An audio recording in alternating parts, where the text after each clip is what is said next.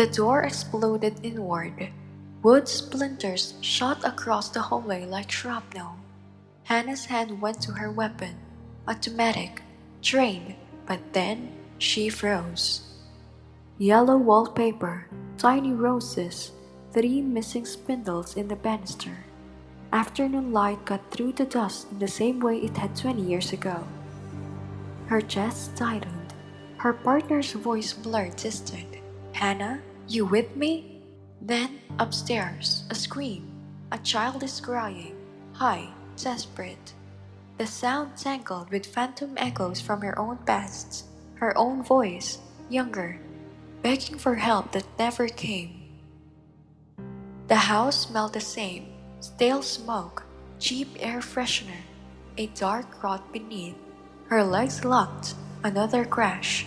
A man's voice, furious, obscene. Hannah, her partner gripped her shoulder, yanking her back. We need to move. She nodded, but her body betrayed her. The staircase loomed, the same one she'd once sat in her school uniform, counting steps, waiting for the violence to stop. Her radio crackled. Unit 47 status report. Hannah's fingers shook on the mic. Unit 47 were inside. She thought she'd escaped this house, but now it had swallowed her whole. What would you do if the past and present collided in one impossible moment?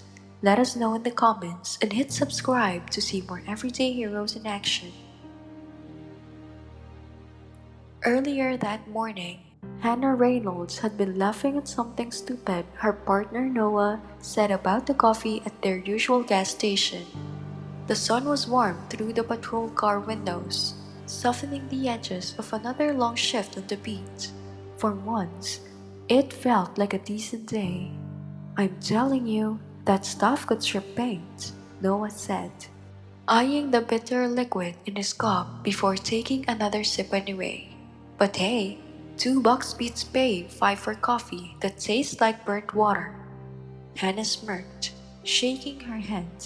He always made a show of hating it, yet never skipped his morning stop. Her phone buzzed against her leg. A text from her sister, Carmen. Mom still asks about you. Says she misses you. Hannah stared at the screen longer than she meant to. Her thumb hovered over the keyboard, frozen. She could have typed I miss her too, or not today, or anything at all. Instead, she slid her phone face down into her console. Some conversations were too complicated for a Tuesday morning patrol. No one noticed her silence. You good? Yeah, just family stuff, she answered too quickly, adjusting her radio like she needed the movement. Her chest was tighter than before, though she forced a calm smile. They rolled through the quiet suburbs of Oak Creek, kids built out of the elementary school, backpacks bouncing as parents waved from the curb. At the park across the street, a little girl sat cross-legged on the grass, arranging tiny plastic horses in a perfect line. Hannah glanced at her for too long. For half a second, she was dead again, doing the same thing on that same patch of grass, until a voice from the porch that shattered her world back then. She blinked hard and fixed her eyes on the road, telling herself it was just another day, just another shift. The clock on her watch read 2:30 p.m. Still 4 hours left. The radio crackled to life, abrupt and metallic. Any unit available for domestic violence call, 1247 Maple Street, priority 2, caller report shouting and possible physical altercation. Noah reached for the mic. Unit 47 responding. Hannah's hands were already turning the wheel towards Maple when the address registered. Her pulse jumped, sharp and painful. Dispatch, can you repeat that address? Her voice was steady enough, but inside her stomach turned.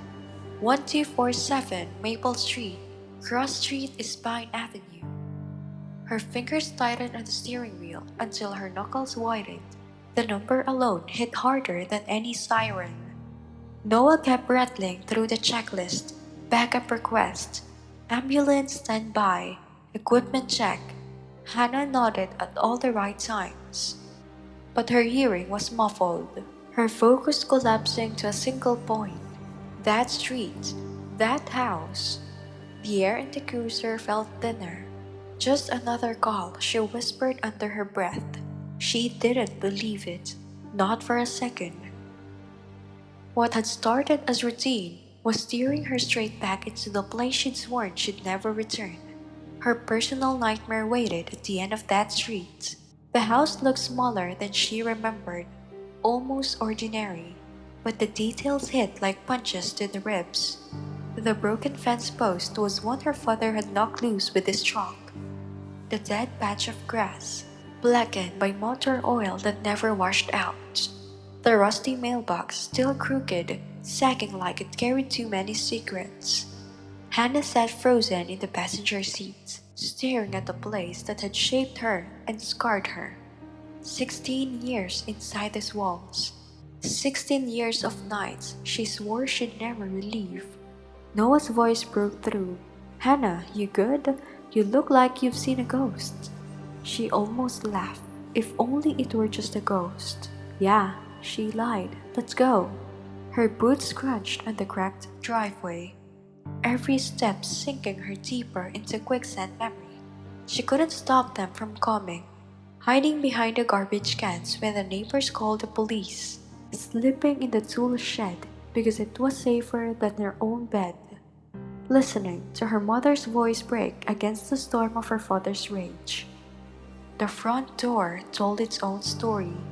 A fresh hole was punched through the thin paneling.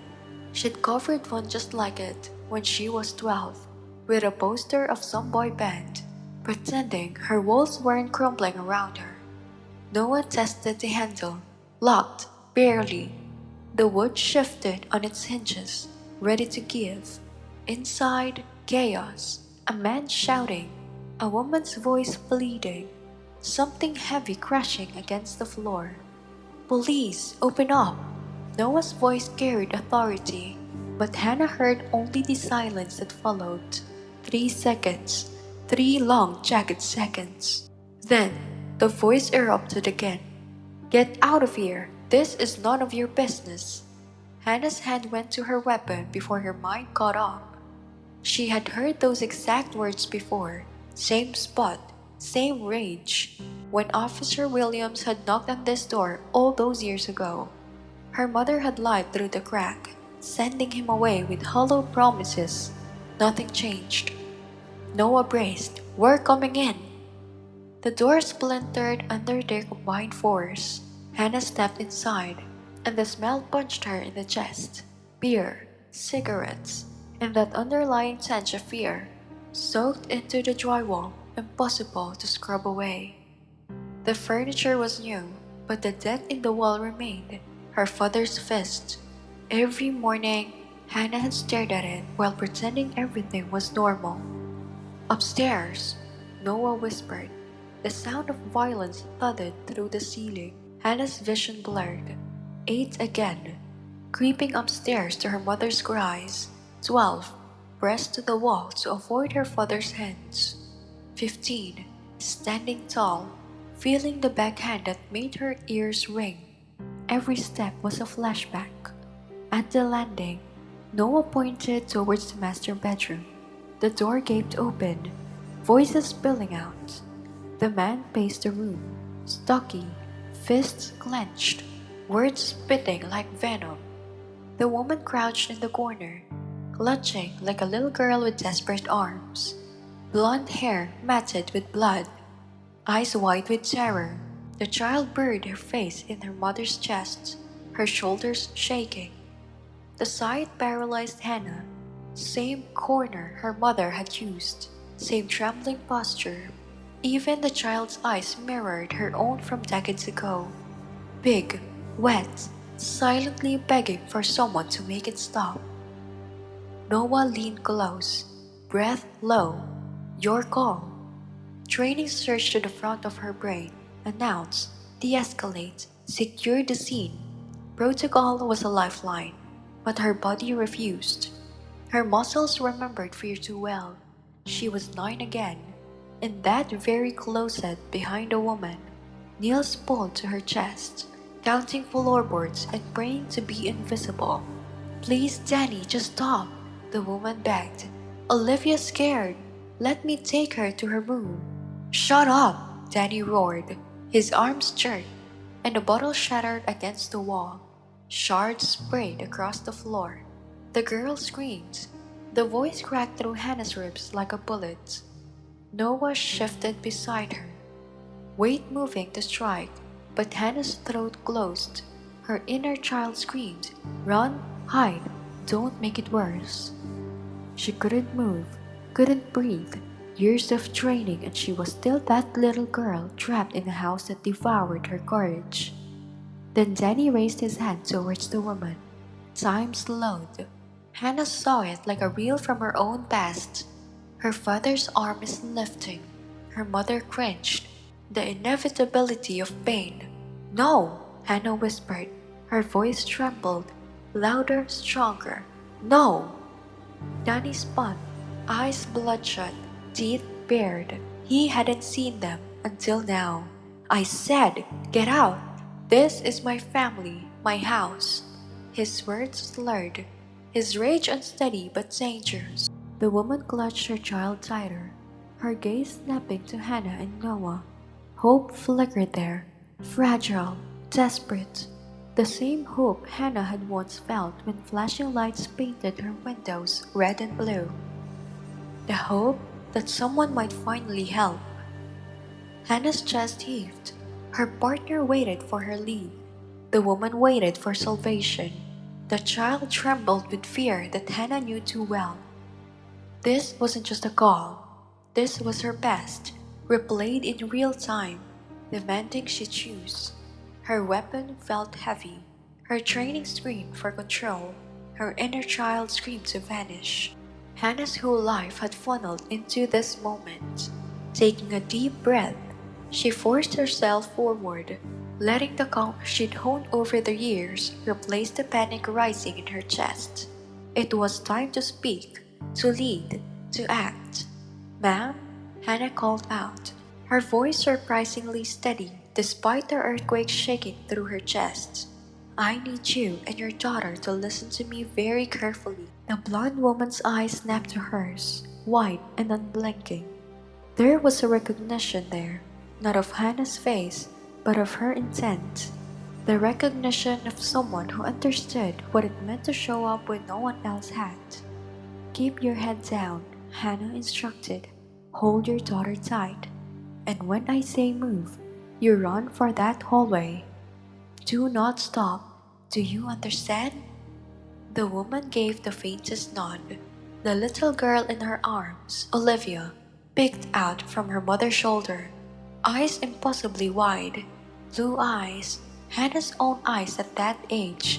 A mirror from decades ago stared back at her. Danny wheeled around, his face flushed red and twisted with rage. "Don't you dare tell them anything. This is my house." "Sir, step back and put your hands where I can see them," Noah commanded from Hannah's right. His gun was out, steady but not yet raised. His voice was iron, but Hannah could hear the calculation in it. Noah didn't want to fire in front of the child. Neither of them did. Danny sneered. "What are you gonna do? Shoot me in front of my family?" Hannah swallowed hard. She knew this dance. She had lived it. The trick wasn't to overpower the abuser. It was to get the victims out first. If they were safe, then the fight could come. She crouched slightly, lowering her voice as if confiding in Olivia alone. "Hey, sweetheart. Olivia, right? That's a beautiful name. My name's Officer Hannah. I'm here to make sure you and your mommy are safe, okay?" Olivia's lips trembled. She nodded, just once. And then, so softly Hannah almost didn't hear, she whispered, "Please don't go." Hannah's heart clenched. She had whispered those exact words, crouched in the same spot on this same stained carpet, begging officers not to leave her mother behind. The echo of her childhood plea nearly buckled her knees. The echo of her childhood plea nearly buckled her knees. Danny's voice boomed over the moment. "You don't know what you're dealing with here," she barked. Danny's voice boomed over the moment. "You don't know what you're dealing with here," he barked. His fists were clenched, his chest heaving. But Hannah's eyes never left Olivia's. "Actually," she whispered back, her voice like flint striking steel, "I know exactly what we're dealing with." Danny's head snapped towards her. "What the hell did you just say?" "Ma'am," Hannah said again, louder now, her focus still on Lisa. "Get ready. When I say go, you go." Lisa's grip on Olivia tightened. Her body was trembling, but she nodded with desperate resolve. Danny lunged forward, blocking the path between Lisa and the door. "You're not taking them anywhere," he shouted. "Hands where I can see them." Noah barked, stepping closer, weapon now raised.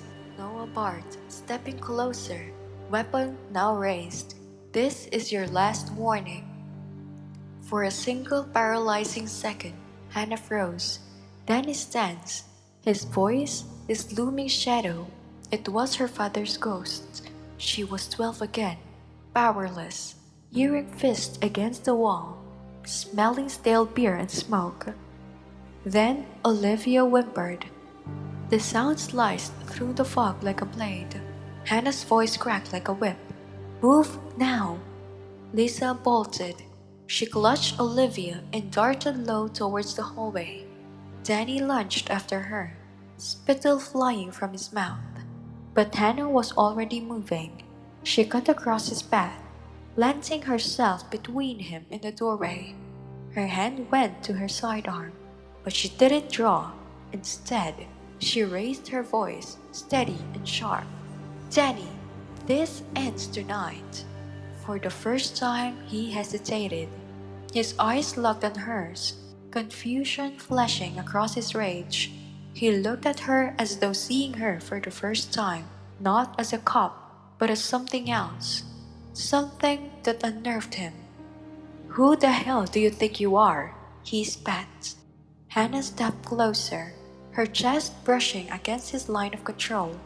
"I'm the little girl who used to hide in that closet," she said, nodding towards the corner. "The one you're standing in front of."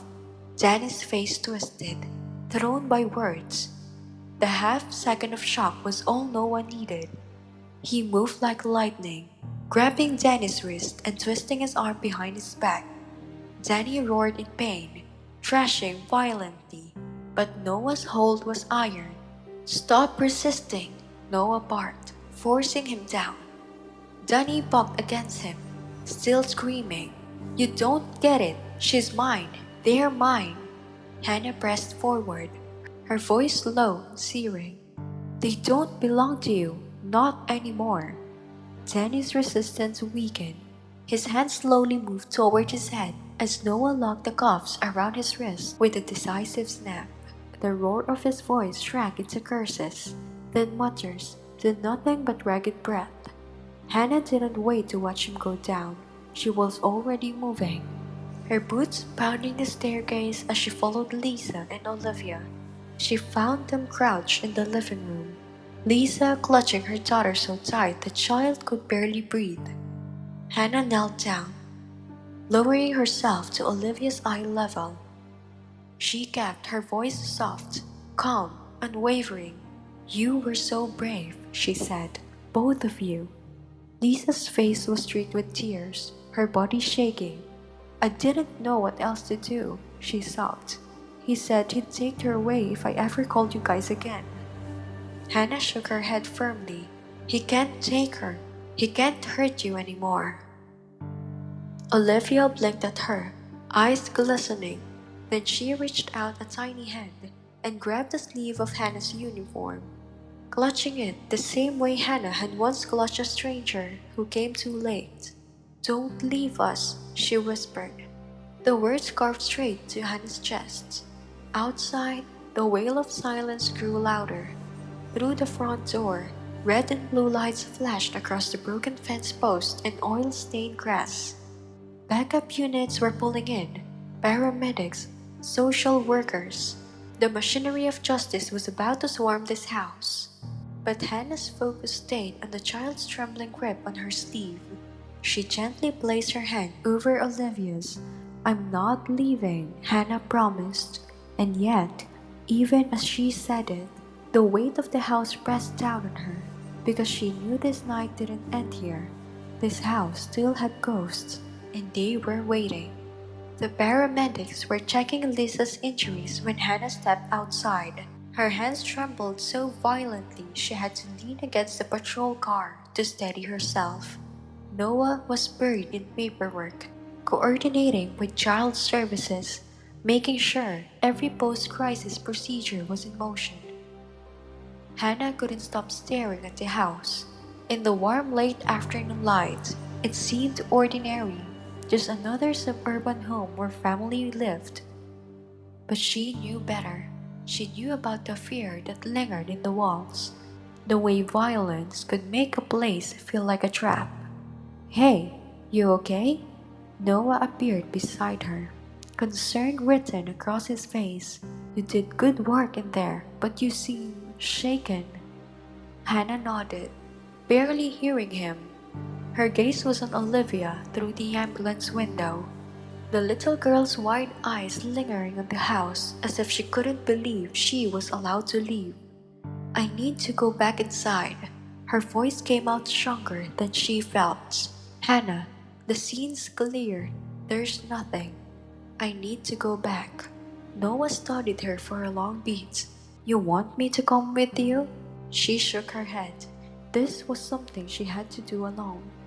Walking through the front door was like plunging to ice water. Each step deliberate, each breath a battle. The living room was empty, yet echoes of the day and 20 years ago pressed in. Hannah forced herself to move, touch the walls, and face the memories without freezing. She traced the kitchen counter, remembering breakfast she made alone. At the sink, she tended her own cuts, learning that help came at a cost. Each room held a memory, smaller, less powerful now. She climbed past the bedroom where Lisa had hidden and reached her old room. Now, in an office, the desk couldn't erase the memory of her small bed, or the nights she pressed her pillow over her ears against her father's rage. Hannah sank onto the empty bed frame. "You're safe now," she whispered. "I made it out." The words floated in the air, and then she did something she had never done as a child. She stood, turned, walked away. Each step down the hall was deliberate, a reclaiming of space, a reclaiming of herself. Downstairs, Lisa and Olivia waited near the patrol car. Lisa's face was cleaned, and a bandage covered a small cut on her lip. Olivia held a juice box given by the paramedics, her small fingers clutching it like a lifeline. "Officer Hannah?" Olivia's voice was tentative. "Are you really going to make sure he doesn't come back?" Hannah knelt to meet the girl's eyes, steady and calm. "I'm going to make sure you and your mommy are safe. There are people whose job it is to protect you. Social workers, lawyers, counselors. You're not alone." Olivia nodded solemnly. "My friend Chloe said it was scary when her parents got divorced, but it got better." "It will get better," Hannah promised. "It might take time, and it might be hard sometimes, but it will get better." Lisa's tears fell freely now, but they were different. Relief tears, hope tears, not fear. "How did you know?" Lisa asked quietly. "How did you know what to say to her?" Hannah glanced back at the house. The broken fence post, the patchy grass, the crooked mailbox, every detail a marker of her childhood. She looked back at Olivia. The girl's gaze held the same tentative trust Hannah had once offered the few adults who showed kindness. "Because someone needed to," she said simply. Noah returned with the paperwork about victim services, restraining orders, and temporary housing assistance. The system would now take over. Olivia pressed her face to the window of the social worker's car, waving at Hannah.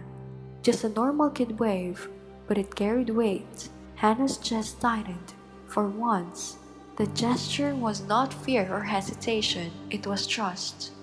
The vehicles pulled away one by one. Soon, it was just Hannah, Noah, and the house. "You want to tell me what was that all about?" Noah asked gently. Hannah looked at the broken fence post, the patchy grass, and the mailbox she had once hidden behind during one of the worst fights of her life. "I used to live here," she said. Noah's silence stretched, heavy with disbelief. "Hannah, yeah?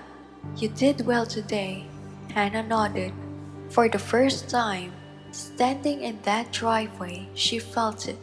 She had done something her younger self would have been proud of, something that mattered. For the first time, she felt the cycle break. The house, once a prison of fear, was now just a place where she had faced her past and walked away. The sun dipped lower, casting long shadows across the broken fence. Hannah stood tall, letting the light wash over her, a quiet witness to the strength she had reclaimed. And for the first time, she allowed herself to believe that fear could end, that safety could start here, and that she could carry both hope and courage forward. 3 weeks later, Hannah stood before a room of social workers and advocates at Hope Harbor Domestic Violence Center. Public speaking wasn't her comfort zone, but she had said yes when asked to share her story. "I became a police officer to help people," she began, voice steady despite the flutter in her chest. "But it took me a long time to realize the person I needed to help most was myself." She paused. "A few weeks ago, I responded to a domestic violence call. Routine, except it was in the house where I grew up." Heads turned. Some recognized the weight of the childhood trauma. For a moment, I felt it again, hiding in a closet, hoping someone would come. But someone did, 20 years later, and that someone was me. The little girl she'd rescued reminded her that we can choose what happens to us as kids, but we can choose what it makes of us. She thought of Olivia, now safe with Lisa, both in counseling. "I know what it's like to be on the other side of that call," Hannah said. "To be the kid wondering if anyone cares. That's why I'll never stop answering it." After the presentation, a young man said he'd been in foster care since he was 10 and was now training to be a social worker. An older woman whispered she'd left her abusive husband and now volunteered at the crisis hotline. Hannah felt a quiet warmth, a ripple of hope. Her eyes fell on the bulletin board filled with resources, legal aid, counseling, emergency housing. Thinking of her own childhood, she pulled a Hope Harbor flyer from her bag and pinned it front and center. A small act, but one that could mean the world to someone else. Walking to her car, she thought of Olivia and Lisa, of all the families still trapped in cycles of fear, still waiting for someone to answer their call. Her radio crackled to life. "Unit 47, are you available for a wellness check?" Hannah smiled and keyed the mic. "Unit 47, available and en route." She felt a familiar rush, not fear, not hesitation, but purpose. Sometimes, the deepest scars prepares us to be someone else's lifeline. She paused at the car, looking back at the Hope Harbor Center. Sunlight glinted off the windows, casting long shadows on the ground. Every hallway, every flyer, every voice in that room represented a choice to act, a choice to care. Hannah inhaled slowly, letting it all sink in. She had answered her own call, and now she was ready to answer countless others, because someone always will. Everyday heroes are all around us.